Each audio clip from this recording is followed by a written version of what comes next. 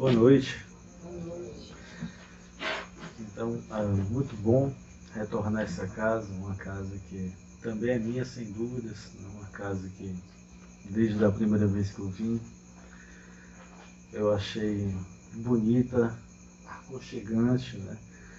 E comecei a admirar todas as pessoas que trabalham nesse lugar, que fazem um trabalho não só por esta casa, mas também por toda a região e certamente,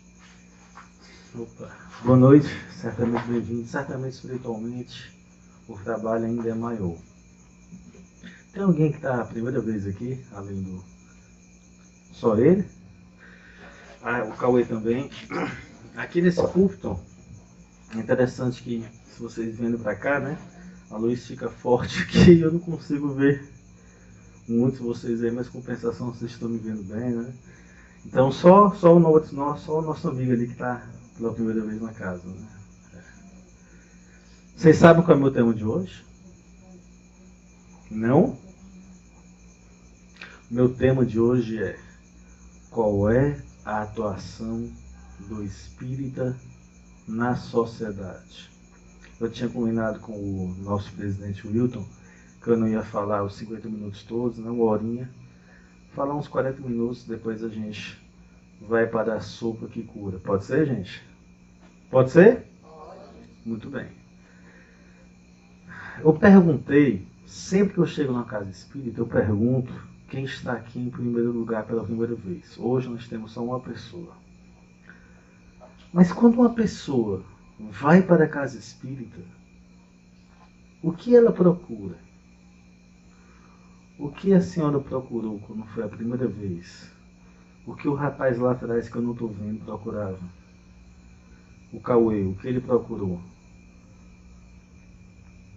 O Felipe, o que vocês procuram quando vocês vão para uma casa espírita?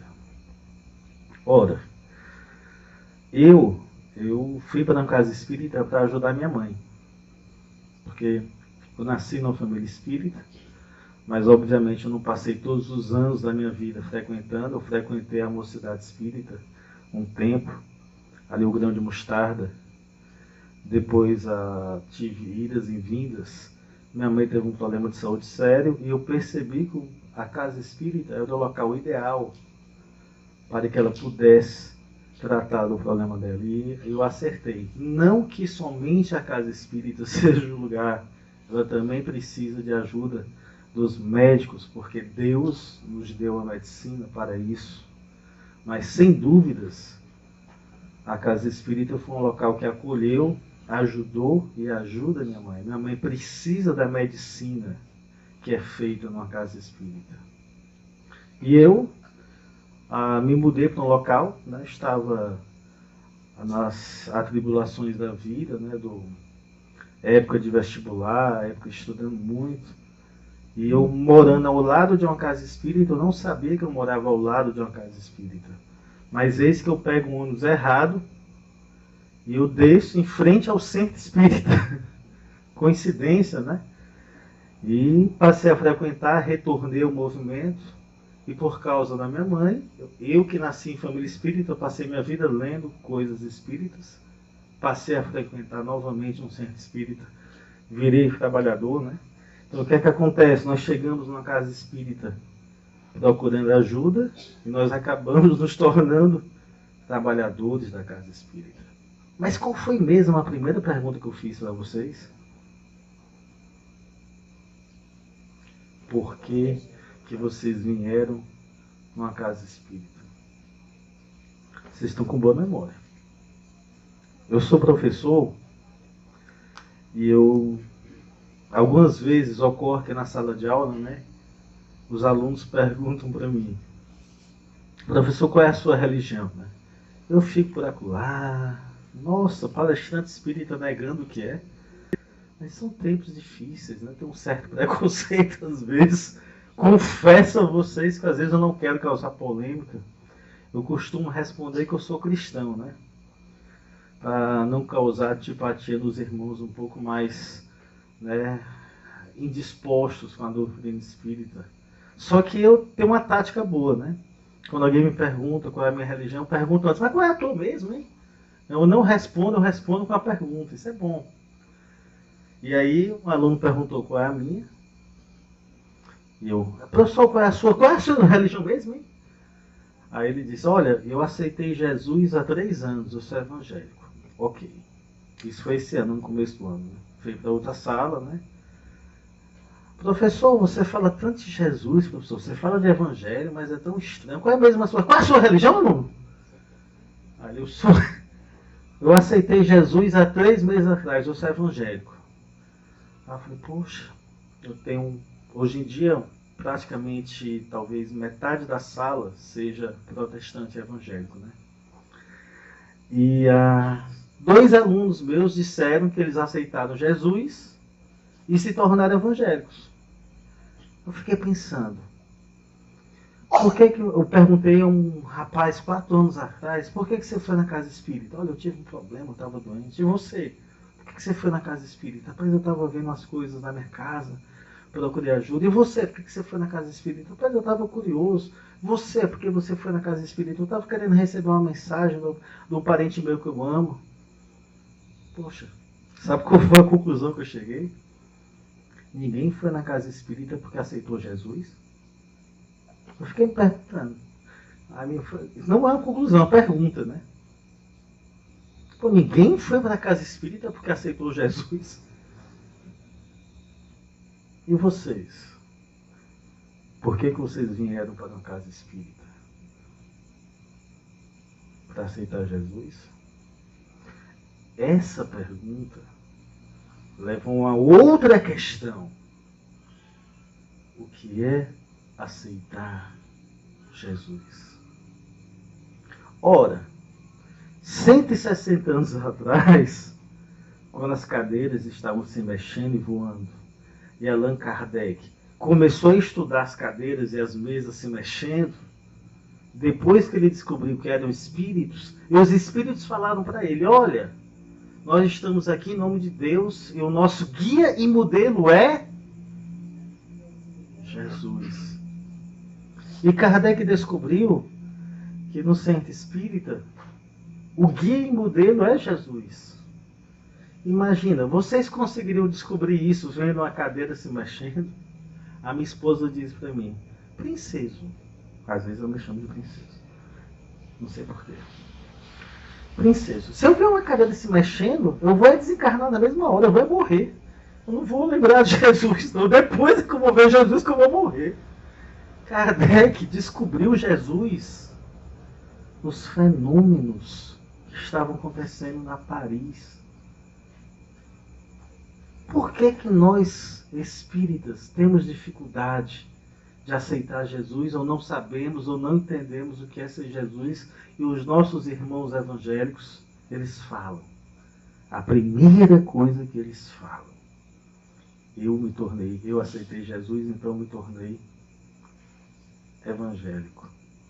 A atuação espírita é aceitar Jesus. Mas o que é aceitar Jesus? Um dos livros que Kardec publicou é o Evangelho segundo o Espiritismo. Evangelho, boa nova. E quanto mais eu, Eduardo, estudei Jesus, mais eu compreendi o tamanho dele. Um espírito dessa magnitude, o que ele representa para a humanidade, o que ele fez. Jesus, ele dividiu a história mesmo, e por razões que nós temos dificuldade de entender. O que era o mundo antes de Jesus? O que é que Jesus fez em termos de política, de economia, de estética, de beleza, de arte e, claro, de moral? O que as pessoas pensavam no planeta antes de Jesus?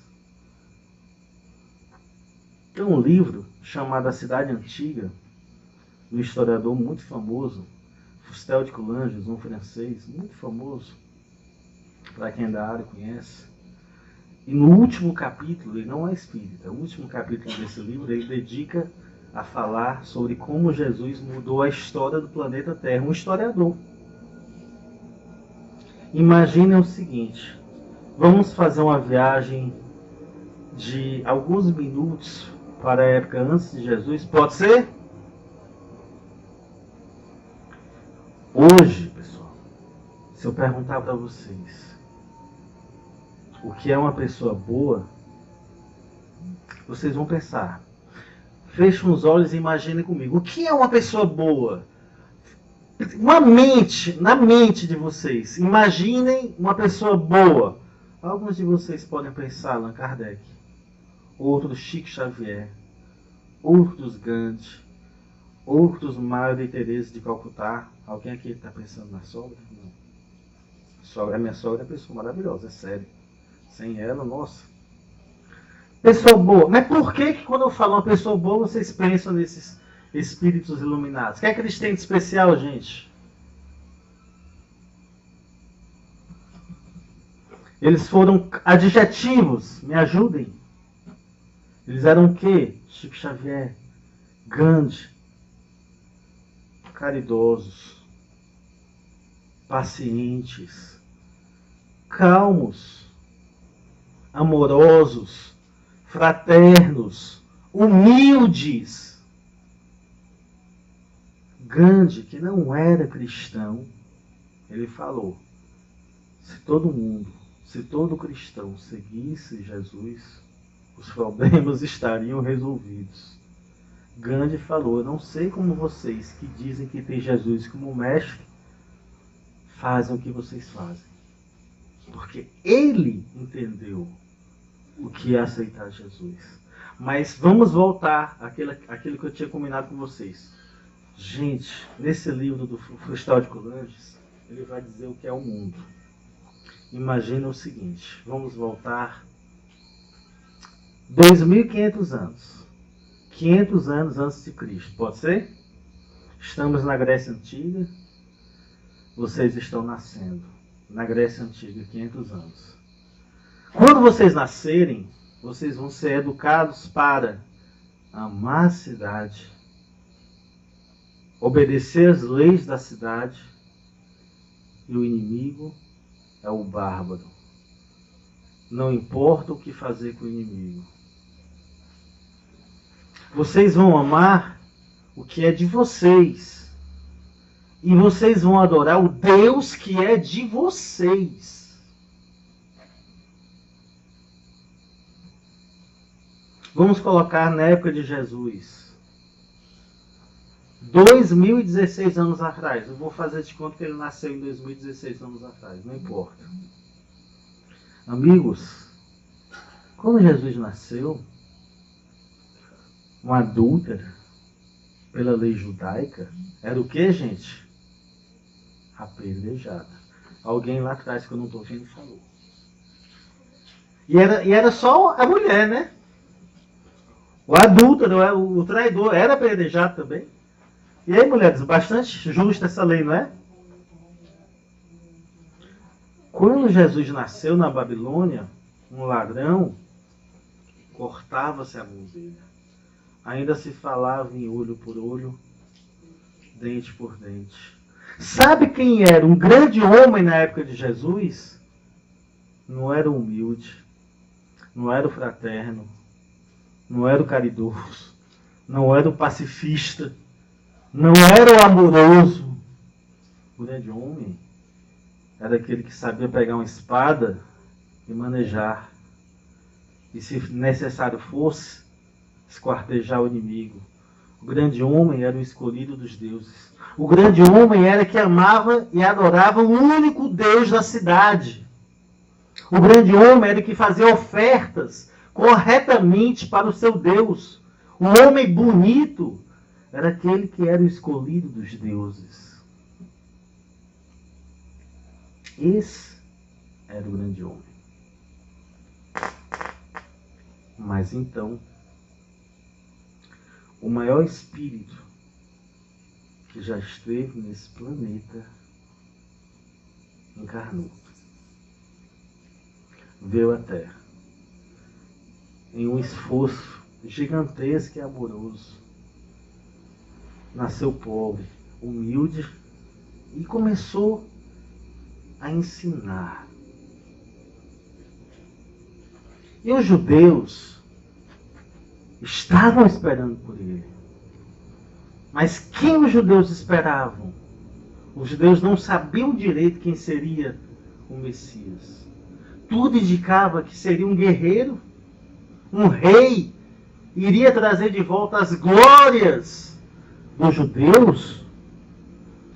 O rei, o Messias, Mexiá, ele teria que levar o povo judeu novamente ao topo do mundo. Então o Messias teria que ser um grande guerreiro, um grande homem. E as profecias diziam, os médiuns diziam que ele seria um grande homem. E os judeus seguiam as 600 e tantas regrinhas. Tem na Bíblia como fazer um altar, como matar um animalzinho, como sacrificar um animal. Está tudo na Bíblia, a forma correta de fazer. As leis que os judeus seguiam. Mas os judeus sabiam também que o Messias iria cumprir as leis. Mas eles não sabiam que leis o Messias iria cumprir. Deus, gente, o Pai, nunca nos desampara. E Deus tinha nos dado os 10 mandamentos. Vocês lembram ainda dos 10 mandamentos?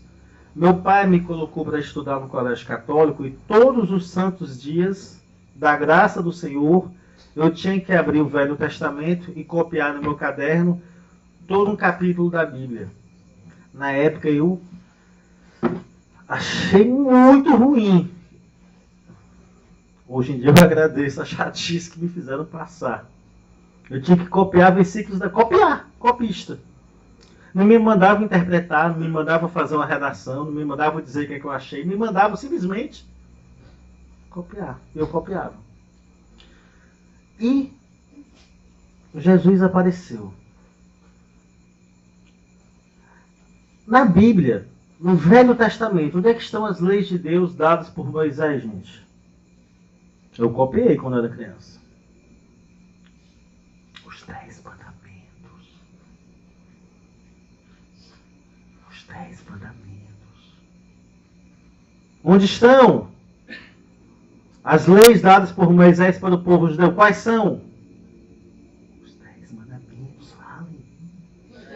Isso! Lembraram? Lembraram?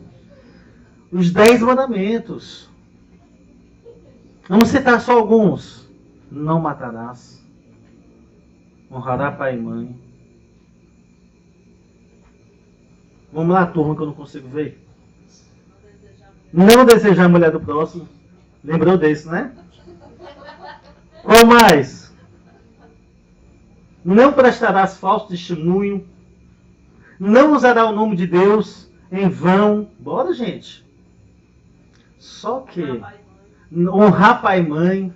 Só que nós, vamos colocar no meio. Nós não gostamos dos 10 mandamentos. Nós gostamos de seguir, são as 600 e tantas regrinhas. A gente gosta mesmo de cortar os cabelos, sacrificar animal, tirar sangue de cordeiro. A gente gosta disso, pegar as coisas e deixar lá no templo. Mas honrar pai e mãe, não matar, honrar o nome de Deus, ser fraterno, não prestar falso testemunho, não roubar, isso a gente esqueceu. Só que Jesus, ele sabia.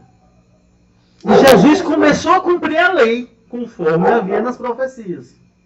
E se Jesus cumpriu a lei, o que é que ele fazia? O que é que ele ensinava? O que é que ele ensinava? Gente, vou dizer uma coisa para vocês. Não tem um momento da Bíblia que Jesus falando não ensinou algo de importante. Todas as vezes que Jesus falou na Bíblia algo de importante foi dito. Porém, teve um momento que ele parou e ensinou. Que momento foi esse? Sermão da montanha. Falem. Sermão da montanha. Isso! Lembrou? Sermão da montanha. Gente, é impossível para mim repetir o sermão da montanha e não me emocionar. Se eu começar a falar aqui, eu nem termino. Vocês querem me ajudar? Olhar para os pássaros do céu, eles não semeiam nem colhem. No entanto, Deus não deixa faltar nada para eles. Eu não vou falar bem na ordem, não. Eu gosto de misturar os dois. Os evangelistas. Se alguém te fazer andar um tanto, porque na época os romanos tinham o direito de fazer os judeus andarem e carregarem, estava na lei. Se alguém te fazer andar um tanto, ande 2 tantos. Se alguém te bater na face esquerda, dê também a direita. Se alguém te levar a capa, dê também a túnica. Não te preocupes tanto com o dia de amanhã. Os antigos disseram, olho por olho, dente por dente. Eu, porém, vos digo, ore pelo teu inimigo, ame teu inimigo. Se tu amar só quem te ama, que mérito você terá no céu? Só que nós também esquecemos do sermão da montanha. Então, o que é seguir Jesus? Jesus falou, eu sou o caminho, a verdade e a vida. Algumas pessoas falam, preferem traduzir, eu estou no caminho, na verdade e na vida. O sentido não muda tanto. O que é seguir Jesus? Quando nós nos tornamos, nós precisamos ser espíritas para seguir Jesus. Quando a gente chega no céu, segundo a espiritualidade, não tem portas não, gente. Católicos, budistas, ateus, evangélicos, umbandistas, hinduístas, não. Lá qual é o critério? Para nós espíritas, seguir Jesus. E o que é seguir Jesus? Difícil, não é? Amar o inimigo? Como eu vou amar o inimigo? Allan Kardec fez essa pergunta para os espíritos. Como é que eu vou amar o inimigo? Como é que eu vou seguir o evangelho? E os espíritos responderam. Mas antes que eu responda, eu vou terminar o raciocínio. Nesse livro do Fustel de Coulanges, o historiador, não é espírita, não é protestante, ele vai dizer, antes de Jesus, as pessoas eram ensinadas a odiar, a matar, a guardar rancor, a não perdoar, a amar somente o Deus local da cidade, a respeitar somente os seus. Jesus mudou isso, mudou o planeta, gente. Nós somos ensinados a entender que o Deus não é meu Deus, não é teu Deus, não é Deus dele. O Deus é de todos. E que o forte não é o que consegue erguer uma espada e matar. É aquele que consegue compreender, perdoar, entender. E que Jesus ensinou que todos nós somos irmãos. Hoje, em 2019, isso causa um estranhamento. Você olha para a pessoa que está do lado e diz, ele é meu irmão. Imaginem! 2016 anos atrás, em uma cultura em que você era ensinado a odiar o inimigo. Gente, quem aqui está lembrado do professor de história da 5ª série? Quando Kardec escreveu o Livro dos Espíritos, ainda existia a escravidão.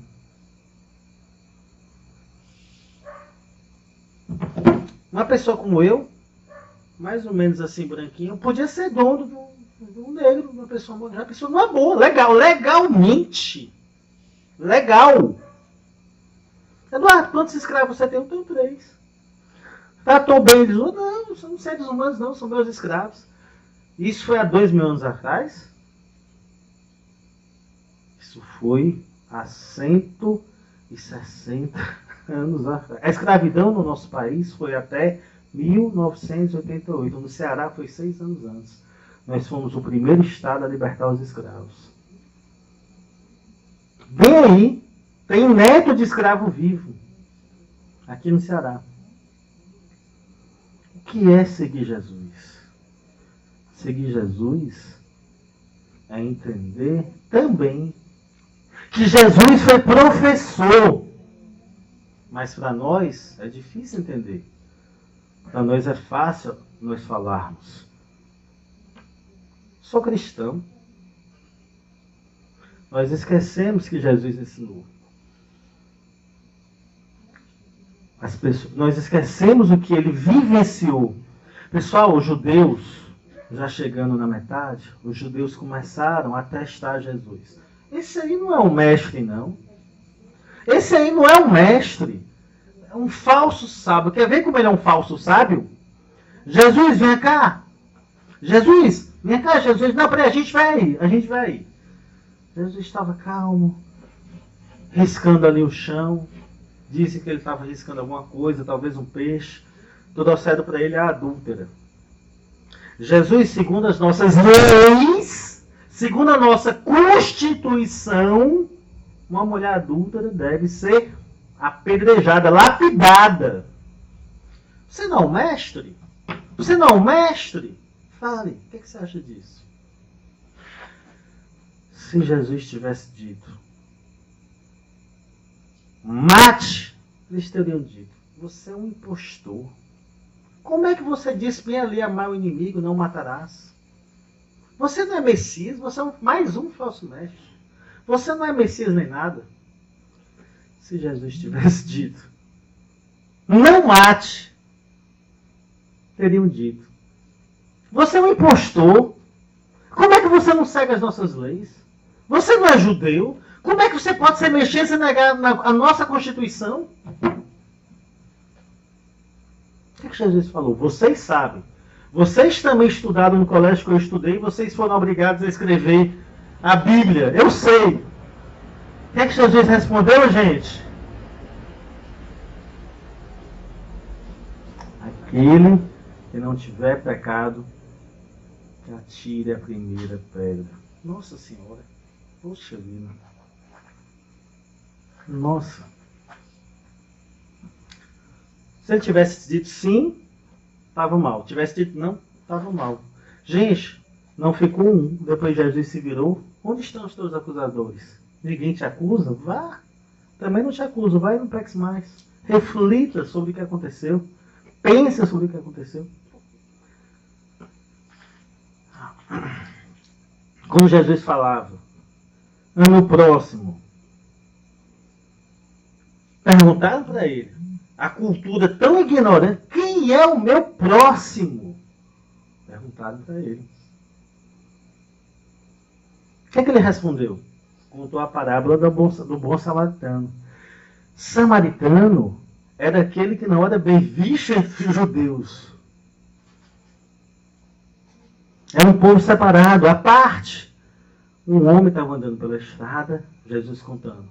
Foi assaltado, deixaram ele quase morto. Passou um judeu, fariseu, rico, bonito, escovado, banhado, coisa difícil na época, diga-se de passagem.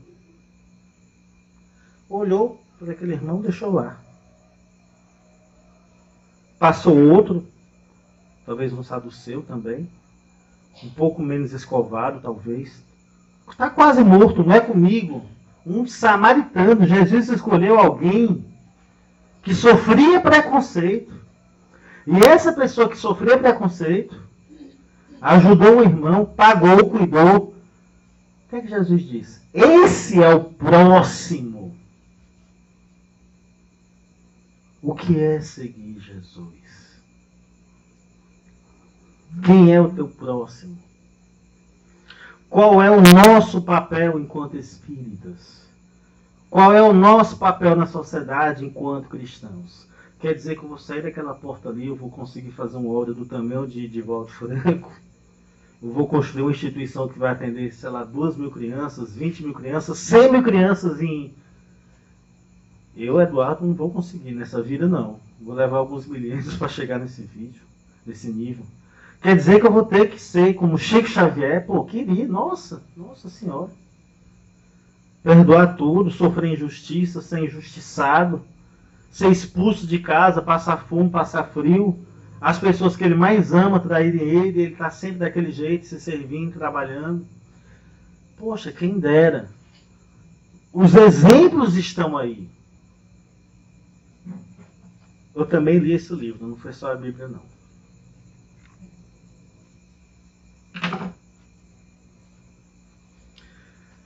Capítulo 12. Posso ler para vocês? É o meu capítulo predileto do Evangelho. E tem uma passagem que é a minha passagem predileta do Evangelho. Nessa edição aqui, página 118 começa. Esse livro é bacana porque ele tem a parte da Bíblia igual e depois tem os Espíritos explicando. E Allan Kardec selecionou aquilo que ele acreditava que eram as melhores explicações das passagens da Bíblia. E agora, é bem pequenininho, eu vou comentar para vocês o que é que os Espíritos disseram sobre os ensinamentos de Jesus. Amar o próximo como a si. O que é amar o próximo como a si mesmo para um espírita? Eles responderam. Posso começar? Estou ficando um pouco velho, mas vou conseguir ler assim.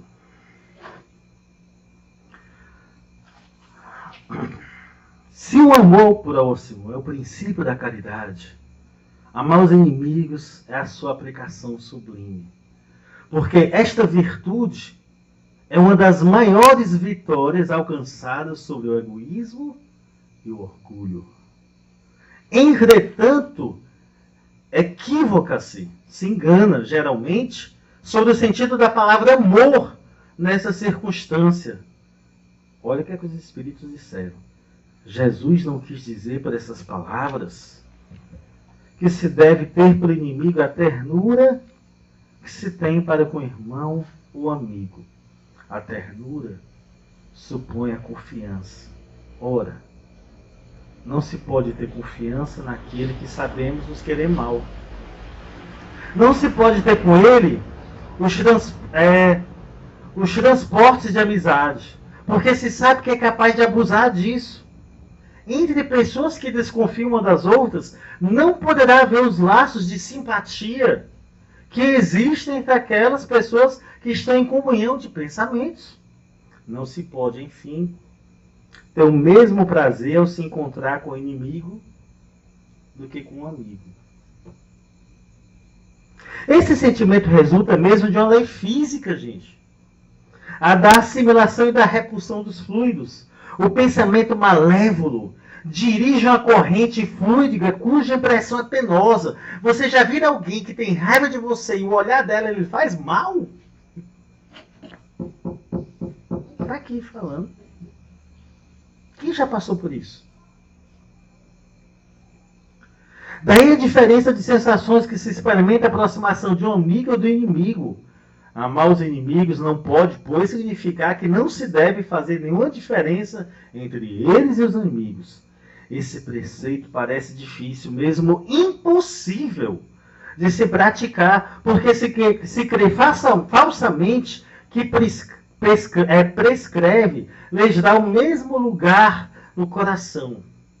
Se a pobreza, olha só essa parte, se a pobreza das línguas humanas obriga a se servir do mesmo termo para exprimir diversas nuances de sentimento, a razão deve diferenciá-los segundo o caso. Agora ele vai explicar. Ele disse o que não é. Agora ele vai dizer o que é. Amar os inimigos, pois não é ter para com eles uma afeição que não está na natureza. Porque o contato de inimigo... Olha essa parte, Eu me lembro dessa parte desde a primeira vez que eu li, eu devia ter uns 8, 9 anos de idade. Amar os inimigos é, pois não ter para com eles uma afeição que não está na natureza. Um dia a gente vai ter. Pois o contato de um inimigo faz bater o coração de maneira bem diferente de um amigo. Gente, quem aqui não olhou para o inimigo e seu coração ficou? Hein? É não ter contra ele. O que é que a espiritualidade nos pede afinal, gente? É não ter contra ele o ódio, nem rancor, nem desejo de vingança. É perdoar-lhes sem segundas intenções e incondicionalmente o mal que nos fazem. É não opor nenhum obstáculo à reconciliação. É desejar-lhes o bem em lugar de desejar-lhes o mal. É regozijar-se em lugar de afligir pelo bem que o alcançam. Por aquele meu inimigo se deu mal. Hoje foi um bom dia para mim, hein? Finalmente aquele meu inimigo teve o que merecer. Hoje eu teve um dia bom. Não. Não é isso que o Evangelho pede. É estender para ele a mão segura em caso de necessidade. É abster-se, ou seja, negar-se em palavras e ações de tudo que possa prejudicá-lo. Enfim, é retribuir-lhes em tudo o mal com o bem, sem intenção de os humilhar. Olha o final. Quem quer que faça isso, cumpre as condições do mandamento. Amai os vossos inimigos.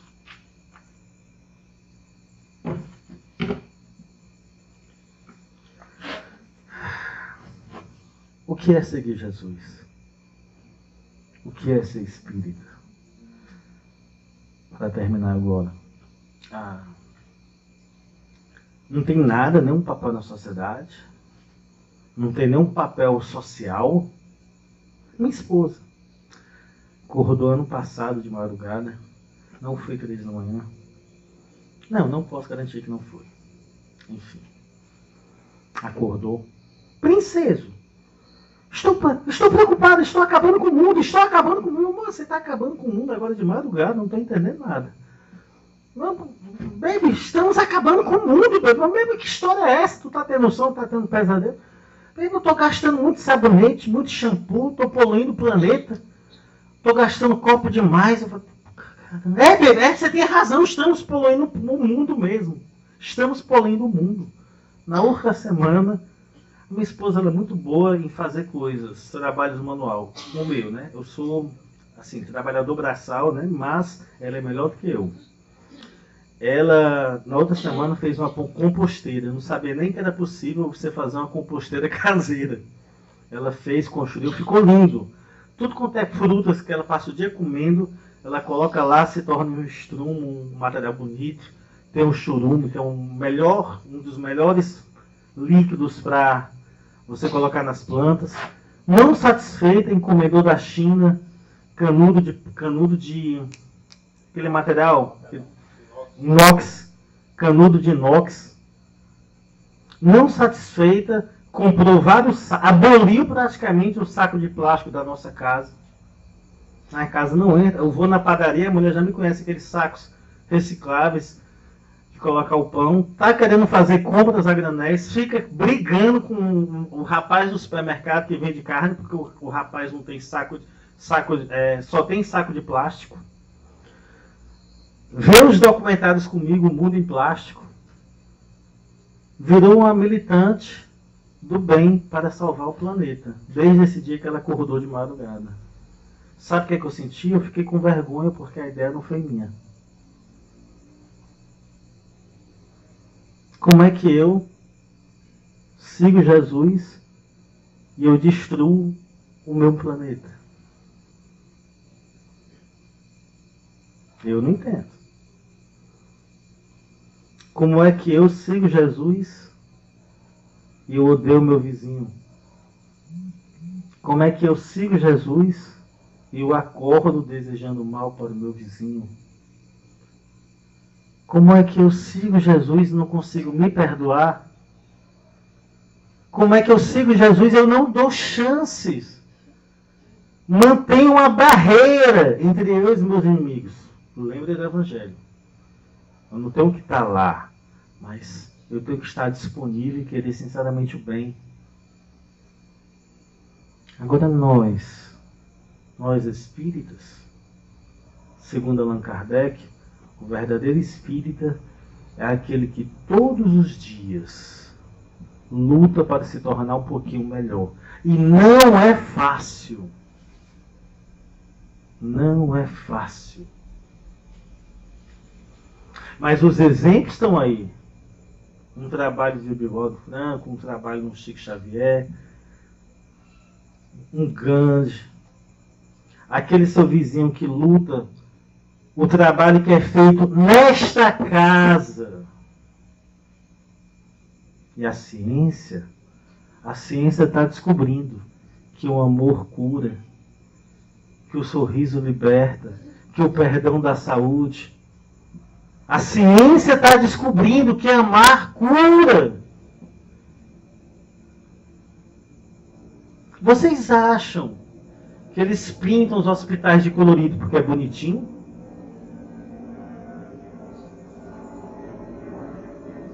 É isso? Não, vocês não acham isso. Os hospitais infantis. Alegria de viver, gente. E o que é que os espíritos dizem pra gente todos os dias, incluindo nessa casa? Quem trabalha para o bem não tem tempo de pensar nas próprias dores. Quem segue Jesus não tem tempo de fazer mal ao próximo. E quem faz bem ao próximo encontra Jesus. Então, meus amigos, quando o nosso famoso repórter Boechat morreu, algumas pessoas estavam dizendo que ateu. Não vai para o céu, não. Ateu não vai para o céu. Que céu, que ateu? E um pastor que eu gosto muito e recomendo, o Caio Fábio, conheceu o Boechat. E o Boechat fazia muitas obras sociais. Tinha poder, fazia muitas obras sociais. E essas obras que ele fazia se tornaram conhecidas depois da morte dele. E esse pastor falou o seguinte, pastor Caio Fábio, viu? Eu sigo ele no YouTube. Pastor protestante Caio Fábio. Aprendo muito com ele sobre Bíblia, teologia. Aí ele falou, Boechat é ateu, é? Então quando ele chegar no céu, quer dizer que as portas estão fechadas? Não. Não foi isso que Jesus ensinou. Vamos dizer para ele, Boechat, entre, porque eu tive fome, você me deu o que comer. Eu tive sede, você me deu o que beber. Eu tive doente, você cuidou de mim. Eu tive solitário, você foi me visitar. Começa a falar de Jesus e fica emocionado. Não tem jeito. Mas quando é que eu fiz isso, Jesus? Eu sou ateu. Como é que eu vou entrar no céu se eu fiz isso? Se eu não acredito em ti? Poxa, cada coisa que vocês fizeram, que tu fizeste a um desses pequeninos, foi a mim mesmo que tu fizeste. O resto, segundo esse pastor, é debate inútil. Gente, mais 2 palavras para vocês. Muito obrigado pela atenção. Que a gente possa encontrar Jesus.